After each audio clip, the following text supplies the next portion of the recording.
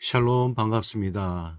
3월 29일 사순절 다섯째 주, 이 시간에 하나님 앞에 경건한 마음으로 또한 우리의 모든 마음을 주님께 집중하여 침묵으로 주님 앞에 나가시겠습니다. 이 시간 다 함께 우리에게 은혜와 평강을 주시며 우리에게 구원을 주시는 하나님을 찬양합시다.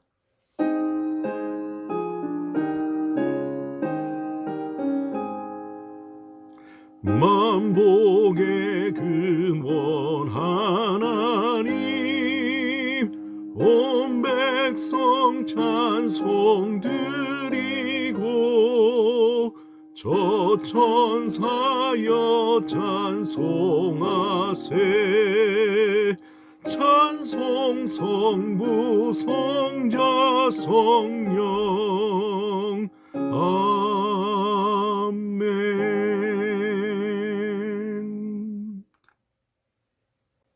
이 시간 사도신경으로 우리의 신앙을 고백드립니다. 나는 전능하신 아버지 하나님 천지의 창조주를 믿습니다. 나는 그의 유일하신 아들 우리 주 예수 그리스도를 믿습니다. 그는 성령으로 잉태되어 동정녀 마리아에게서 나시고 본디오 빌라도에게 고난을 받아 십자가에 못 박혀 죽으시고 장사된 지 사흘 만에 죽은 자 가운데서 다시 살아나셨으며 하늘에 오르시어 전능하신 아버지 하나님 우편에 앉아 계시다가 거기로부터 살아있는 자와 죽은 자를 심판하러 오십니다. 나는 성령을 믿으며 거룩한 공교회와 성도의 교제와 죄를 용서받는 것과 몸의 부활과 영생을 믿습니다. 아멘. 이 시간 한 주간 하나님이 우리에게 주신 그 은혜에 감사하며 우리의 죄를 하나님께 침묵으로 고백드립니다. 하나님께서 우리에게 주시는 사죄의 말씀입니다. 악인은 그의 길을, 불의한 자는 그의 생각을 버리고 하나님께로 돌아오면 그가 긍휼히 여기시고 너그럽게 용서하시리라. 아멘. 이 시간에 고백의 찬양 하나님 앞에 올려드립니다.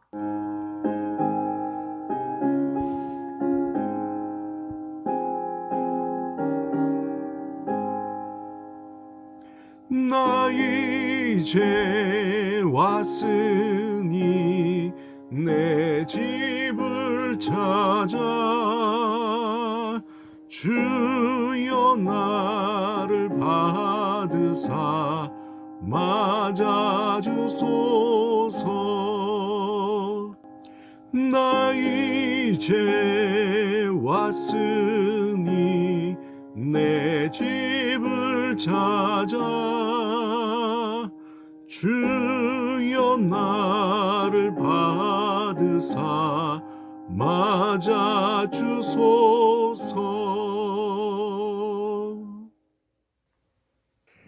이 시간 우리 교회 공동체 기도로 다 같이 기도 드리시겠습니다. 다 같이 기도드립니다. 우리를 위해 모든 것을 주신 하나님, 이 시간 우리의 예배를 받으시고 아버지께 구하는 우리의 간절한 기도를 들어주소서. 하나님, 우리를 죄에서 구원하시기 위해 자신의 모든 것을 흘려보내신 주의 사랑과 희생을 기억하며 그 삶을 따라 살게 하소서. 주님, 우리의 시간과 재물과 열정을 주께서 우리를 위해 모든 것을 주신 것처럼 필요한 곳, 필요한 분을 위해 흘려보내는 삶을 살게 하소서.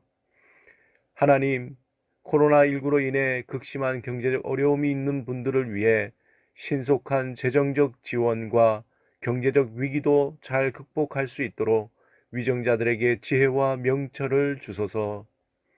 주님, 코로나19의 치료제와 백신 개발을 위해 연구하는 모든 이들에게 지혜를 주셔서 많은 이들을 치료할 수 있는 날이 속히 오게 하소서. 하나님, 우리의 가정을 돌보시고 우리의 믿음을 견고하게 하시어 사순절을 보내며 하나님을 향한 갈망함과 겸손함으로 살게 하소서.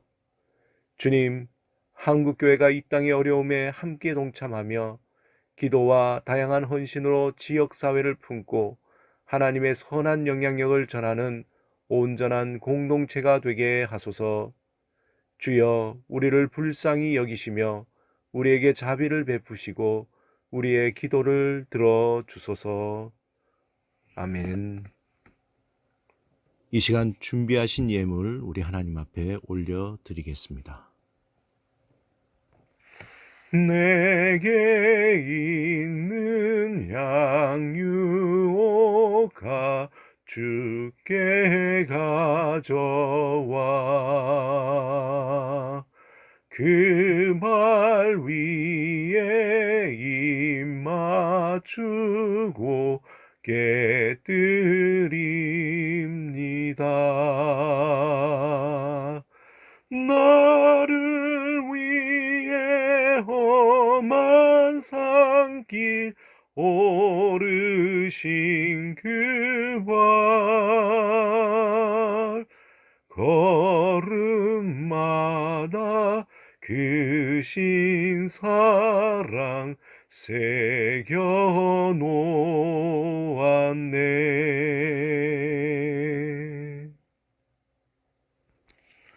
사랑과 은혜가 많으신 하나님 아버지, 날마다 우리를 보호하시고 우리의 모든 것을 아시며 채우시고 응답하시는 하나님, 또한 이 시간에 주님 앞에 나와 예배드리게 하심에 감사하여 우리의 마음과 뜻과 정성을 다해 이 예물과 우리의 삶을 드려오니 주님 받아 주시옵소서.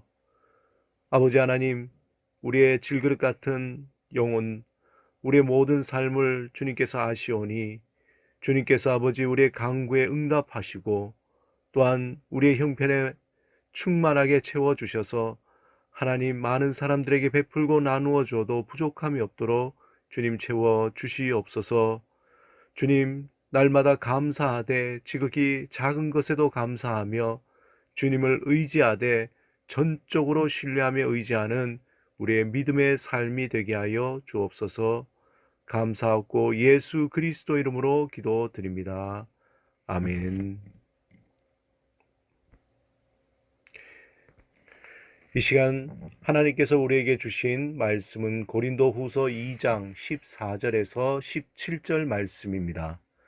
고린도후서 2장 14절에서 17절 말씀 제가 봉독하겠습니다. 항상 우리를 그리스도 안에서 이기게 하시고 우리로 말미암아 각 처에서 그리스도를 아는 냄새를 나타내시는 하나님께 감사하노라. 우리는 구원받는 자들에게나 망하는 자들에게나 하나님 앞에서 그리스도의 향기니 이 사람에게는 사망으로부터 사망에 이르는 냄새요 저 사람에게는 생명으로부터 생명에 이르는 냄새라. 누가 이 일을 감당하리요? 우리는 수많은 사람들처럼 하나님의 말씀을 혼잡하게 하지 아니하고 곧 순전함으로 하나님께 받은 것 같이 하나님 앞에서와 그리스도 안에서 말하노라. 아멘. 오늘 우리가 함께 드릴 공동체 찬양은 찬송가 213장 나의 생명 드리니. 이 시간에 다 같이 1절부터 5절 함께 찬양 드리시겠습니다.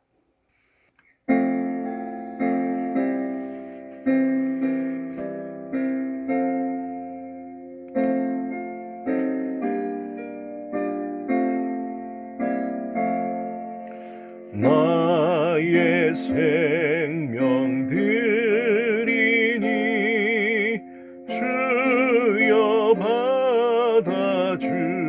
받아주셔서 세상 살아갈 동안 찬송하게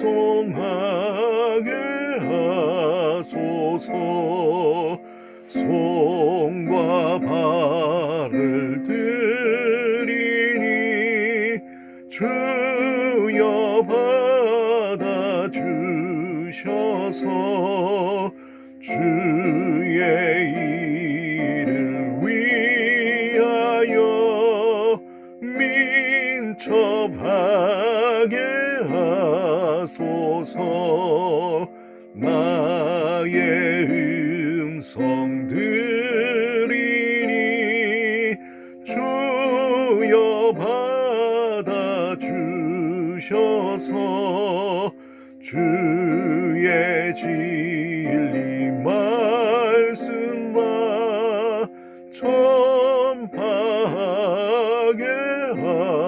주소서. 나의 보화들이니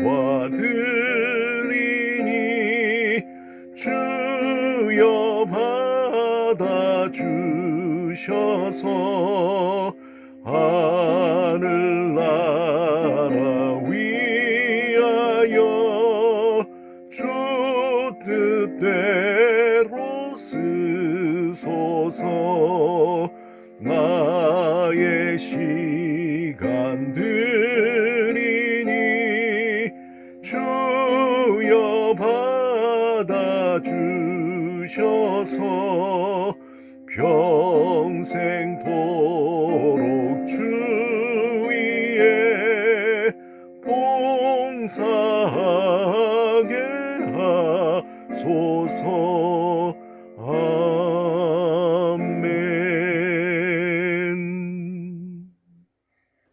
샬롬, 주님의 이름으로 축복합니다. 하나님의 긍휼하심과 풍성한 은혜가 여러분과 여러분의 삶, 또한 여러분의 가정 위에 또 자녀 위에 충만히 부어지시기를 축원합니다.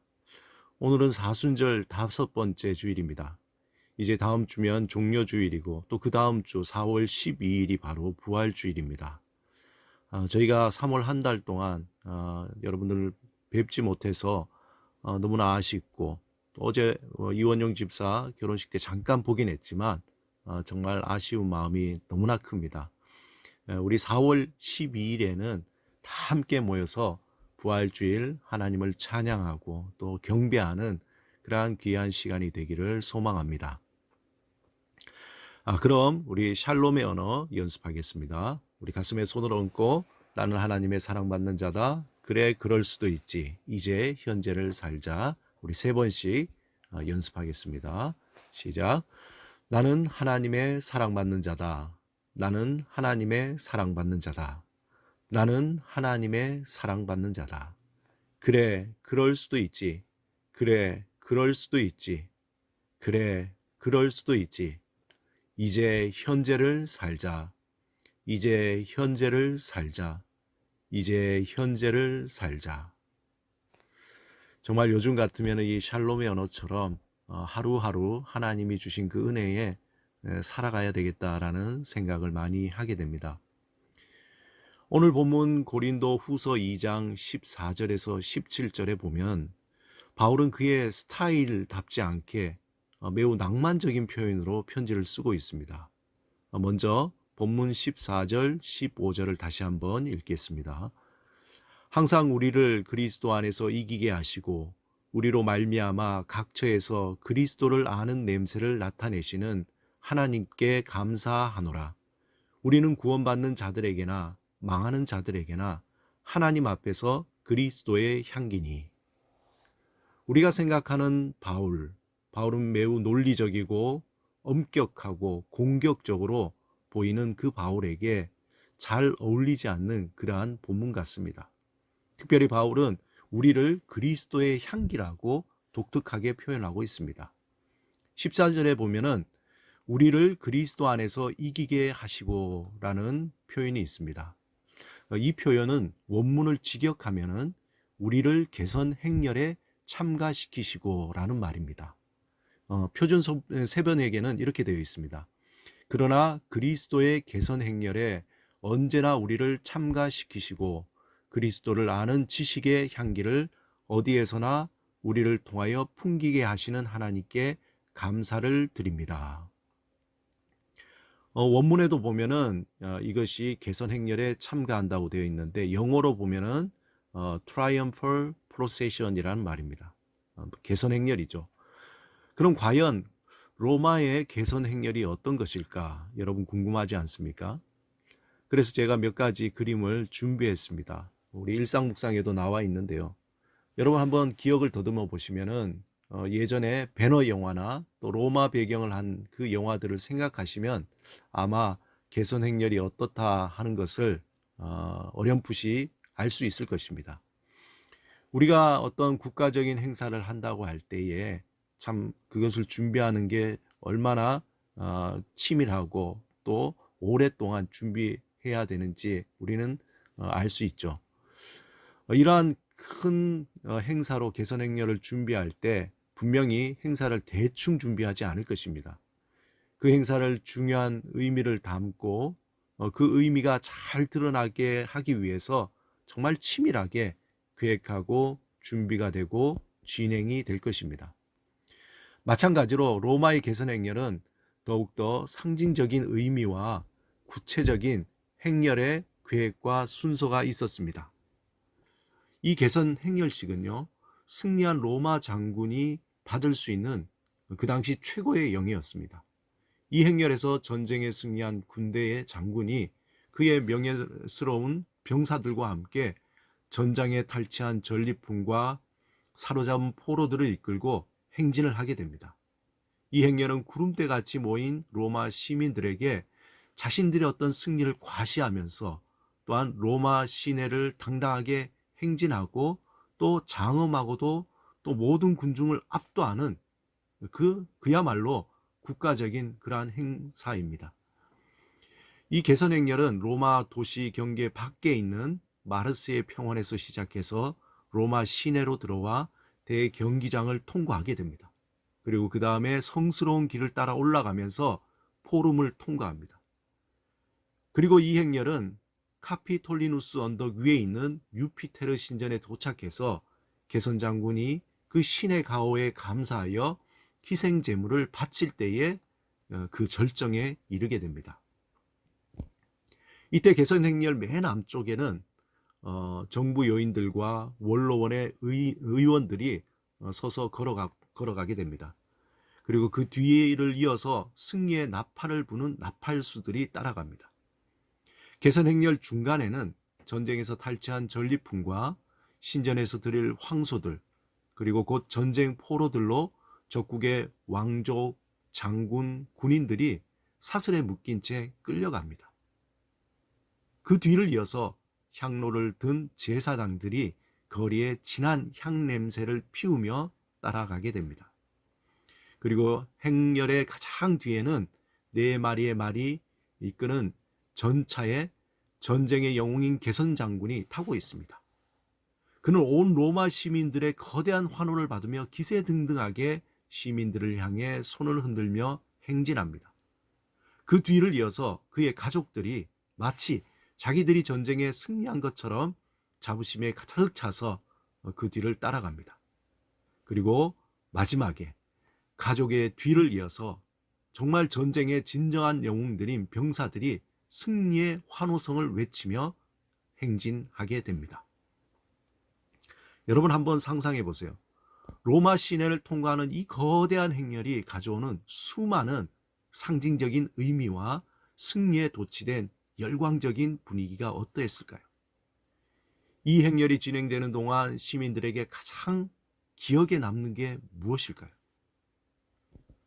개선 장군의 모습, 전리품과 포로들, 승리를 외치는 병사들, 그럴 수 있습니다.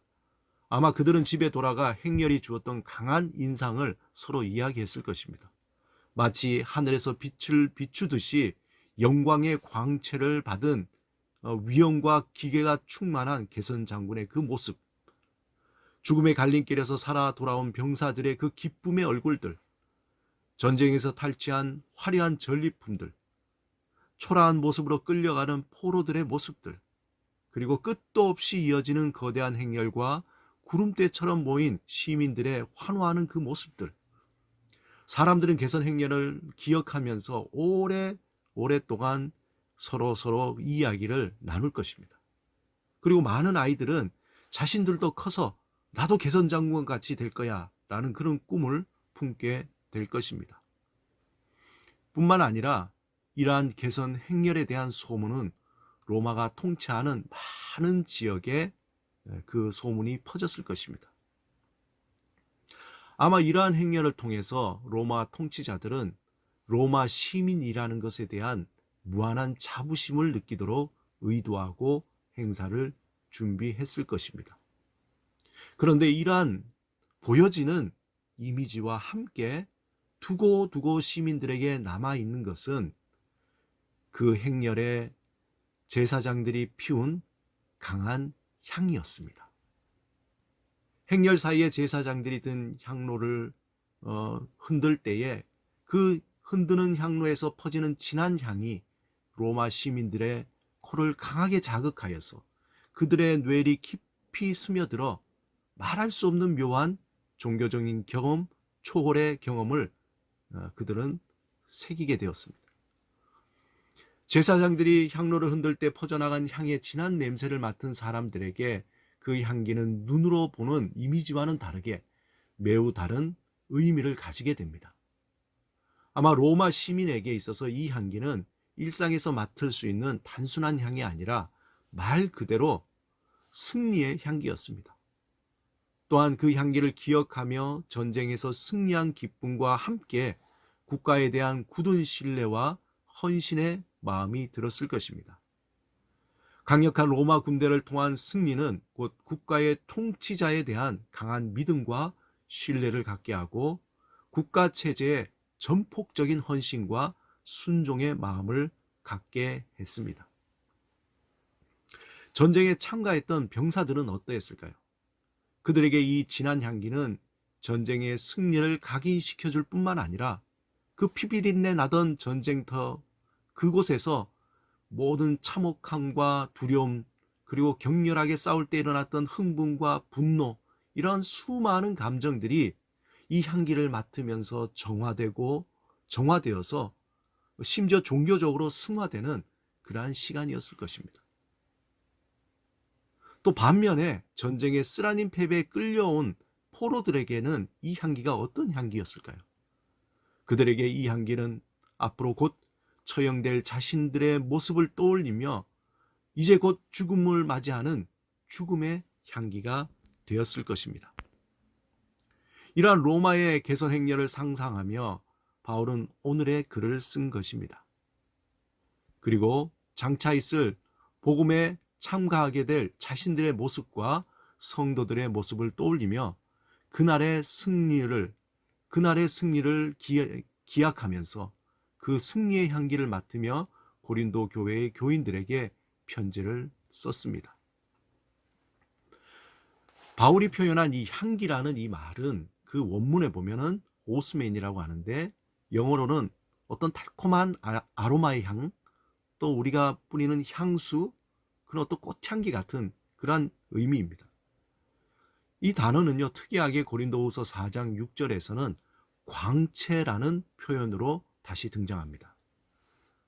이 상징적인 말을 읽는 그 편지를 읽는 교인들은 아마 바울과 동일하게 복음의 개선 행진을 상상했을 것입니다. 그들도 또한 그 행진의 대열에 참가하면서 승리를 외치는 그들의 모습을 떠올렸을 것입니다. 그들이 현재 겪는 고난과 어려움, 이것들은 장차 승리하게 될 그날을 생각하며 인내할 수 있는 그러한 마음을 갖게 되었을 것입니다. 이번 아카데미 4개 부문의 수상작인 기생충에서도 이 향기, 냄새가 매우 중요한 요소였습니다. 이 영화에서 반지하의 곰팡이 냄새는 사회적으로 가난한 사람들에게 나는 냄새를 상징합니다. 반대로 좋은 향수의 냄새는 가진 자, 성공한 사람, 사회적으로 높은 지위에 있는 사람들을 상징하는 것으로 표현되어 있습니다. 이 관객들이 이 영화를 보면서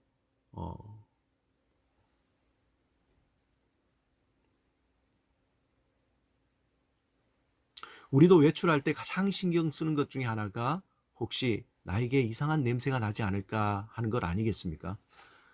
자신이 좋아하는 진한 향수를 뿌리거나 남들이 좋다고 하는 향수를 구입해 살짝 뿌려줍니다. 또 향기라는 것은 우리의 눈으로 보여지는 것 이상으로 사람들에게 또 다른 이미지로 전달이 됩니다. 마르셀 프루스트의 소설 잃어버린 시간을 찾아서라는 그 소설에 보면은 성인이 되어가는 주인공이 어느 날 홍차에 적신 마들렌 과자를 먹는 순간에 그 마음에 기쁨이 막 넘쳐 오르면서 예전의 기억들이 떠오르는 장면이 나옵니다. 여기에서 유명한 심리학적 용어인 프루스트 현상이라는 말이 나왔습니다. 이 현상은 특정한 냄새나 맛이나 소리를 들을 때에 무의식적으로 기억이 다시 되살아나는 현상을 말합니다. 저와 여러분도 그런 경험들이 더러 있지 않습니까? 또 향기라고 하면은 떠오르는 한 소설이 있습니다. 그 소설은 파트리크 쥐스킨트의 향수라는 소설입니다. 저는 개인적으로 이 작가를 참 좋아해서 벌써 오래전입니다. 20년 전에 그의 소설이 나오는 대로 다 읽었습니다. 대표적으로 향수 외에도 비둘기, 존 머시 이야기, 기피의 강요, 콘트라베이스 등 읽어보면 정말 기발하고 흥미로운 그런 내용들입니다. 그의 대표작인 향수는 2016년에 영화로도 만들어졌습니다. 이 소설에서 주인공 그르누이는 1738년 한여름 파리에 음습하고 악취나는 생선 좌판대 밑에서 매독에 걸린 젊은 여인의 사생아로 태어납니다. 그의 어머니는 그를 낳자마자 생선 내장과 함께 여러 번 했던 경험처럼 함께 쓰레기 더미에 그 아이를 버려버립니다. 그는 놀랍게도 악착 같은 생명력으로 살아남습니다. 그 대신 그의 어머니는 영아살인죄로 교수형에 처해집니다. 불행한 삶을 안고 태어난 그에게 그 무엇보다 가장 비극적인 것은 자신에게 사람의 냄새가 나지 않는다는 것입니다. 하지만 그에게는 탁월한 능력이 하나 있었는데 세상의 모든 냄새를 구별할 수 있는 그 능력으로 누구도 흉내낼 수 없는 천재적인 향수 제조 능력을 갖게 되었습니다. 하지만 그에게 여전히 풀어야 할 근본적인 문제, 곧 자신에게 없는 사람의 냄새, 향기입니다. 그는 천부적인 향수 제조 능력을 가지고 있었지만 정작 자신에게는 사람의 향기가 나지 않는다는 것이 그를 가장 불행하고도 비참하게 만들었습니다. 결국 그는 전설로 내려오는 천상의 향수를 만들어 사람들에게 사랑을 받고자 했습니다. 결국 그는 전설로 내려오는 13개의 향수를 만들어 그 향수를 하나로 합하여 천상의 향수를 만들어내기로 결심한 후에 끔찍하게도 여인들을 한 명씩 연쇄 살인하게 됩니다. 그는 마지막 13번째 향수를 만들기 위해 세상에서 가장 매혹적인 향기가 나는 소녀를 살해하여 마침내 그가 원하는 천상의 향수를 만들어냅니다. 하지만 그 자리에서 이내 연쇄 살인범으로 체포되고 맙니다. 연쇄 살인마의 죄명으로 잡힌 그가 살인죄로 사형장에 나타났을 때 그를 향해 시민들은 치를 떨며 분노하며 미친 듯이 그를 죽이려고 했습니다. 그런데 그들 앞에 나타났을 때 그는 자신이 만든 천상의 향수를 자신의 몸에 뿌리고 또한 손수건에 뿌려 군중들을 향해서 그 손수건을 흩날립니다. 그러자 방금 전 그를 죽이라고 아우성이었던 시민들, 집행관, 대주교는 그가 하늘에서 내려온 천사라고 칭송하고 무릎을 꿇고 그를 경배하기 시작합니다. 그는 자신의 그 손수건을 군중에 한 번 더 흩날리자 그 천상의 향기에 취한 군중들은 순간 서로를 향해 뜨겁게 육체적인 사랑에 빠지게 됩니다. 순식간에 광장은 쾌락으로 혼돈에 빠지게 되고 그 혼돈에 빠진 틈을 타서 주인공 그르누이는 사형장을 유유히 빠져나오게 됩니다. 그렇게 그가 사형장을 빠져나와 자유의 몸이 되지만 그는 사람들이 정말 자신을 사랑했던 것이 아니라 자신이 만들어낸 천상의 향기, 그 향수를 사랑했다는 것을 깨닫고 큰 절망에 빠지게 됩니다. 그 후에 그는 본능적인 냄새에 이끌려 결국 삶을 포기하고 자신이 태어나고 자랐던 파리 빈민가로 돌아와 자신이 만든 천상의 향수의 남은 모두를 자신의 몸에 뿌리게 됩니다. 그러자 알 수 없는 오묘한 향기를 맡은 수많은 불황자들이 그르누에게 달려들게 됩니다.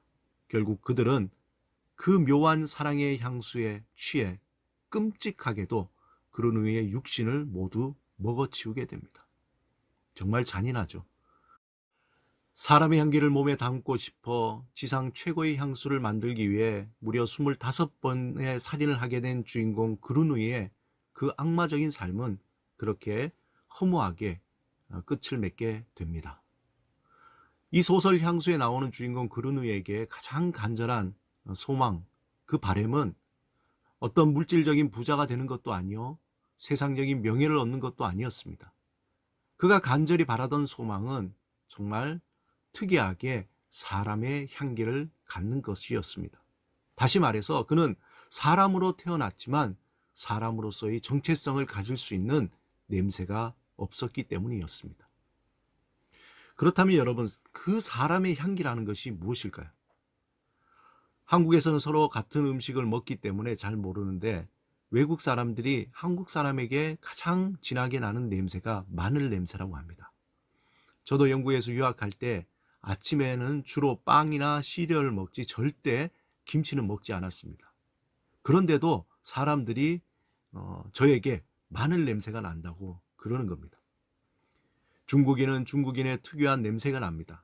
영국이든 미국이든 남미든 아프리카든 그 나라의 사람들에게 그 나라만의 독특한 향기, 냄새를 가지고 있습니다. 그렇다면은 이 사람의 냄새라는 것이 이런 것일까요?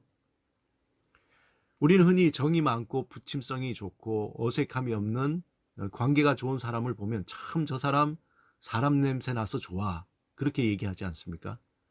이 말은 우리의 후각으로 아는 사람 냄새가 아닌 그 사람의 총체적인 삶이 주는 그 이미지입니다.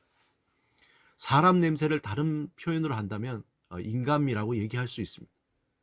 이 소설에서 나오는 주인공 그르누이는 처음에 후각적인 사람 냄새를 가지고 싶었던 사람이었습니다.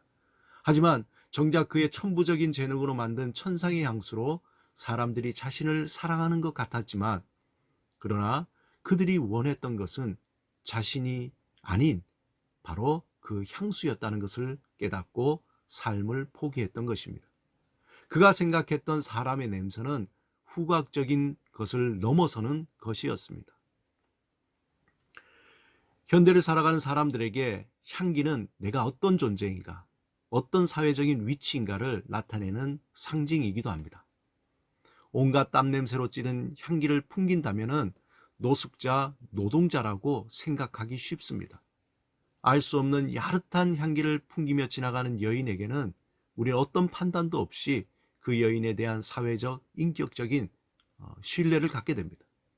그러기에 향수는 우리에게 보여주고 싶지 않은 우리의 진정한 모습을 포장해주는 좋은 도구가 됩니다. 왜냐하면 향기는 우리가 누구인가 보여주는 정체성이 되기 때문입니다. 이 향기는 우리의 정체성을 보여주는 상징과도 같습니다.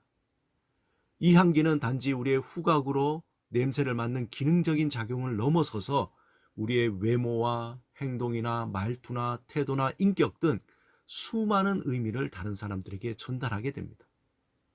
그래서 향기는 내가 누구인가를 의도적이든 의도적이진 않든 다른 사람에게 전달되게 되어 있습니다. 바울은 오늘 본문에서 그 점을 우리에게 고발하고 있습니다. 진정한 향기가 무엇인가? 믿음 안에서 우리의 진정한 향기는 무엇인가? 무엇이 되어야 하는가? 이야기하고 있습니다. 바울은 믿음 안에서 우리의 진정한 향기는 세상의 것으로 포장하는 그런 향기가 아니라 예수 그리스도 안에서 흘러나오는 생명의 향기를 풍겨야 한다고 말씀하고 있습니다. 포장된 세상의 껍데기가 아닌 예수 안에서 진실한 사람의 냄새, 사람의 향기, 생명의 향기를 날려야 한다고 말하고 있습니다. 오늘 본문 16절, 17절을 읽어보겠습니다. 이 사람에게는 사망으로부터 사망에 이르는 냄새요, 저 사람에게는 생명으로부터 생명에 이르는 냄새라. 누가 이 일을 감당하리요? 우리는 수많은 사람들처럼 하나님의 말씀을 혼잡하게 하지 아니하고 곧 순전함으로 하나님께 받은 것 같이 하나님 앞에서와 그리스도 안에서 말하노라. 우리에게는 이상하게도 그리스도의 향기가 나기 때문에 세상 사람들이 우리를 꺼려합니다. 본문 16절에 이 사람에게는 사망으로부터 사망에 이르는 냄새라고 표현하고 있습니다. 이 말은 우리가 가진 그리스도의 향기가 세상 사람들에게는 죽음의 악취가 되고 구원받을 사람들에게는 감미로운 생명의 향기가 된다는 것입니다. 사실 우리가 살아가는 현실에서 그리스도의 향기를 가지고 산다는 것이 그리 쉽지는 않지 않습니까? 오히려 그 냄새를 숨기고 싶고 때로 그 냄새가 나지 않게 하려고 애를 씁니다. 하지만 우리가 그리스도인이라면 어쩔 수 없이 그 냄새, 그 향기는 퍼져가게 되어 있습니다. 청국장을 먹고 나오면 몸에서 청국장 냄새가 나고 고기를 구워 먹고 나오면 그 고기 냄새가 나는 것처럼 우리에게는 예수 그리스도의 향기가 자연스럽게 나게 되어 있습니다. 만약에 나에게서 예수의 향기가 나지 않는다면 그처럼 심각한 것은 없습니다. 만약에 사람들이 너 예수쟁이였냐? 전혀 그렇게 보이지 않았는데 라고 하면은 그것은 두 가지 의미를 얘기합니다. 한 가지는 정말 예수 믿는 사람처럼 보였다라는 것하고, 하나는 너 정말 예수 믿는 것 같지 않았는데 너 그렇게 그럴 수 있었냐? 라는 두 가지 의미죠. 이번 코로나 사태를 통해서 신천지가 드러나게 되고 그들이 기독교의 탈을 쓰고 있지만 이단으로서 자신들의 목적만을 위해서 똘똘 뭉친 사기 집단임을 온 사회에 드러나게 되었습니다. 겉으로는 기독교의 선한 향기를 내는 듯 했지만 결국 온 나라를 힘들게 만드는 썩은 냄새나는 사기 집단임을 보여주었습니다. 그런데 우려스러운 것은 사람들이 신천지 교회이든지 전통적인 교회이든지 교회라는 말과 함께 집단적으로 모인다는 것에 대한 혐오의 냄새가 뇌리에 깊이 박히게 되었다는 것입니다. 어떻게 보면 복음을 전하는 문이 더 좁아지고 기독교에 대한 부정적인 인식이 더 높아지고 더 장기화될 거라는 것입니다. 요즘에 선한 영향력이라는 말을 참 많이 쓰는데요. 한마디로 그리스도의 향기라고 할 수 있습니다. 그런데 이것이 말로만 선한 영향력이라고 한다면 이 또한 사람들에게 짜증나게 하는 냄새가 될 것입니다. 선한 영향력은 말없이 조용하게 전파되어 그 영향력을 받은 사람들에게서 그 말이 나와야 진정한 선한 영향력이 되는 것입니다. 누가 좋은 향수를 몸에 뿌리고 길거리에 다니면서 난 오늘 좋은 향수를 뿌렸으니 와서 맡아보세요 라고 말하는 사람은 없을 겁니다. 향기는 말하지 않아도 자연스럽게 사람들에게 흘러 퍼지게 되어 있습니다. 내가 의도하지 않아도 자연스럽게 나를 통해서 흘러가는 것이 퍼져나가는 것이 바로 향기입니다. 그러므로 우리는 오히려 하나님 앞에서 온전히 생명의 향기를 품는 시간이 필요합니다. 하나님 앞에서 그 생명의 향기가 충분히 품어질 때에 그때 우리에게서 자연스럽게 생명의 향기가 사람들에게 퍼져나가게 된다는 것입니다. 좀 더 구체적으로 우리가 온전히 예수의 향기를 날리기 위해서는 세상 사람들이 살아가는 방식과 다른 삶의 가치와 방법을 선택해야 됩니다. 우리가 세상 사람처럼 돈으로 인생의 모든 공간을 채워나가거나 우리 안에 욕심을 버리지 않고 살아간다면 우리에게는 구린내가 나기 시작할 것입니다. 우리의 인생의 공간에 말씀으로 채우고 날마다 우리 안에 욕심을 버리고 하나님 앞에 머무는 삶을 살아갈 때에 이 세상이 줄 수 없는 신선한 생명의 향기를 날리며 살게 됩니다. 바로 그리스도의 진한 향기를 가지고 산다는 것입니다. 우리가 남을 나보다 더 낫게 여기고 미움과 시기보다 다른 사람을 용서하고 용납할 때에 그리스도의 진한 향기를 날리게 됩니다. 그 향기를 날리기 위해서 좀 더 구체적으로 우리의 시간과 물질과 열정을 나누는 삶을 살아야 합니다. 우리나라 초대 국립생태원장과 유엔 생물 다양성 협약 의장을 지내셨던 최재천 교수님, 이분은 이미 코로나19 바이러스에 대한 많은 논문을 쓰신 분인데요. 이분이 이번 코로나19 바이러스의 원인은 인간이 자신의 욕심을 채우기 위해 자연을 파괴한 결과라고 말합니다. 즉 자연을 향한 인간의 욕심으로 자연은 우리에게 악한 죽음의 향기를 내뿜게 되었다는 거죠. 사랑하는 여러분, 예수님을 생각해 봅시다. 이 땅에 살면서 하나님 안에서 살리는 소리를 날마다 채우고 세상의 유혹과 욕심을 버리며 하나님의 사랑이 전적으로 스며들도록 주님은 늘 시간을 떼어 하나님 앞에 머물렀습니다. 그리고 그것에 그치지 않고 죽기까지 자신의 모든 것을 내어주면서 생명의 향기, 사랑의 향기를 흘려보냈습니다. 자신의 소중한 시간, 자신의 소중한 능력, 자신의 생명까지 모든 것을 다 우리를 위해 흘려보내주셨습니다. 우리가 예수를 믿는다고 할 때 그것은 예수님과 같이 자신의 모든 것을 흘려보내는 삶을 의미합니다. 예수님은 우리에게 주를 믿는다는 것, 주를 따른다는 것이 그렇다는 것을 우리에게 친히 그의 삶을 통해서 보여주셨습니다. 우리가 그리스도 안에서 향기를 날리는 그 향기는 세상 사람들을 매혹시키기 위한 그런 향기가 아닙니다. 그리스도의 향기는 우리의 삶의 자리에서 섬김과 헌신, 나눔의 삶을 살기를 사모할 때에 더욱더 진한 향기가 되어 사람들에게 날리게 됩니다.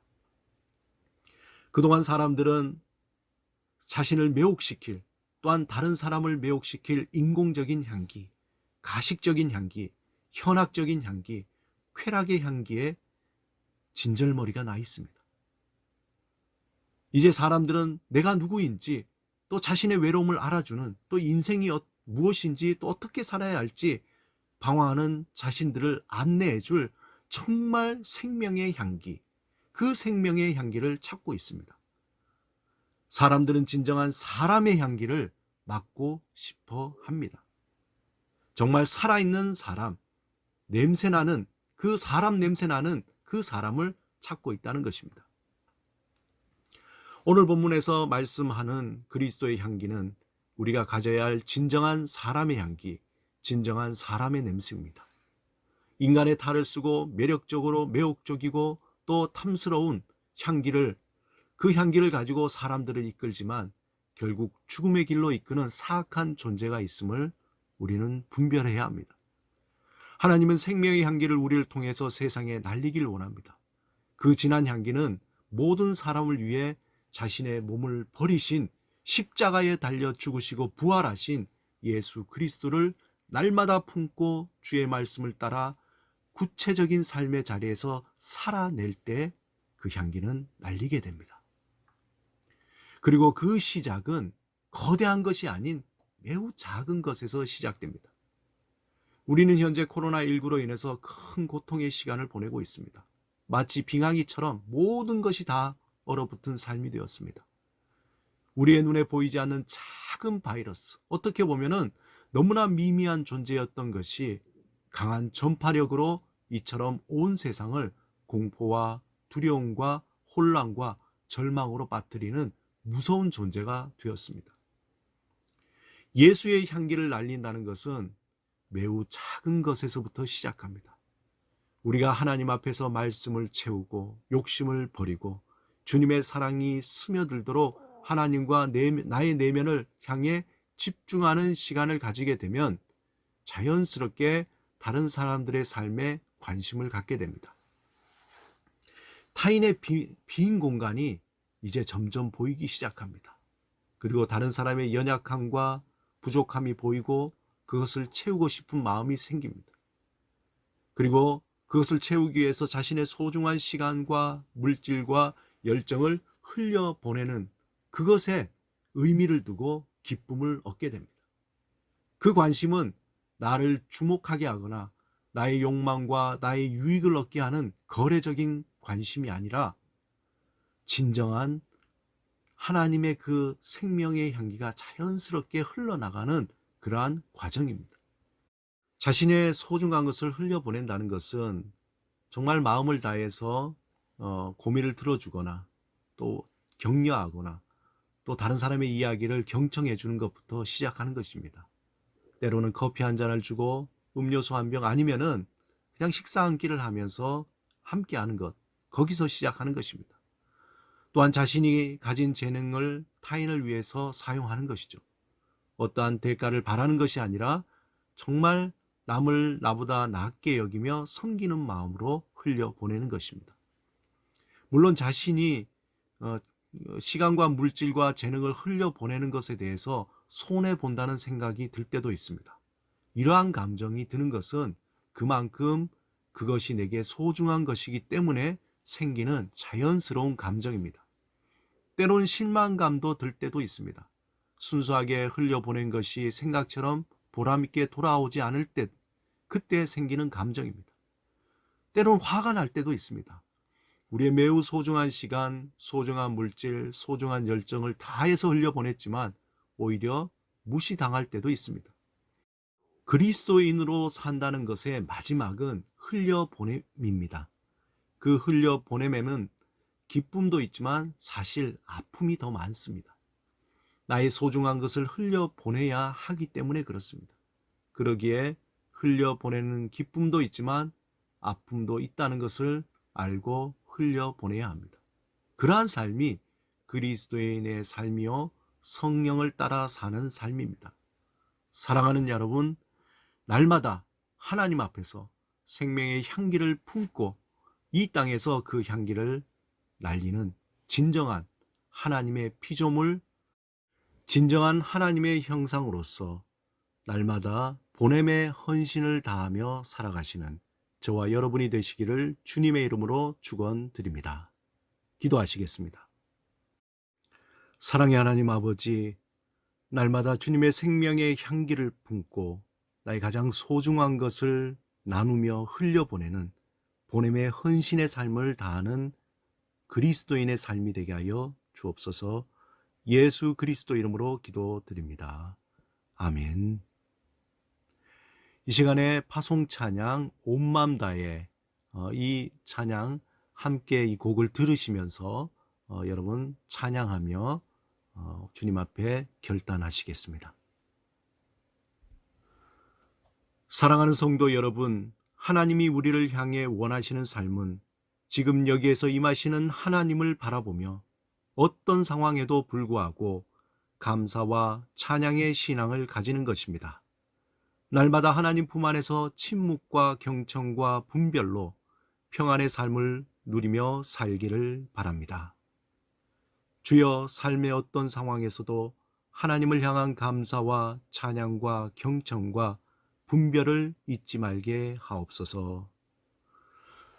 기도드리겠습니다. 여호와는 내게 복을 주시고 너를 지키시기를 원하며 여호와는 그의 얼굴을 내게 비추사 은혜 베푸시기를 원하며 여호와는 그 얼굴을 내게로 향하여 드사 평강 주시기를 원하노라. 아멘. 다시 한번 공동체 예배에 함께 하신 여러분, 하나님의 축복이 함께 하시기를 바랍니다. 또한 공동체 예배는 4월 2일까지 온라인으로 동시에 예배를 드리고 또 4월 12일 부활절은 우리 모두 함께 모여서 드리는 그러한 예배로 하도록 하겠습니다. 정말 코로나19가 빨리 진정이 되고 또 모임이 또 자유로워졌으면 얼마나 좋겠습니까? 또 우리 간절히 기도하시면서 특별히 치료제와 백신이 속히 만들어질 수 있도록 우리가 기도해야 되겠습니다. 지난주에 광고했듯이 코로나19로 인해서 어려움을 겪는 이들을 위해 우리 총회가 재모금을 모금하고 있습니다. 또 우리 교회는 3월 공동체 식사비 50만 원과 우리 교우들이 보내주신 성금을 더하여서 3월 30일에 총회 구호 계좌로 보내기로 했습니다. 여러 가지 개인적으로 보내주신 여러분들에게 감사를 드립니다. 또 예배 헌금은 아래 계좌로 있는 주보에 있는 계좌에 보내시면 되겠습니다.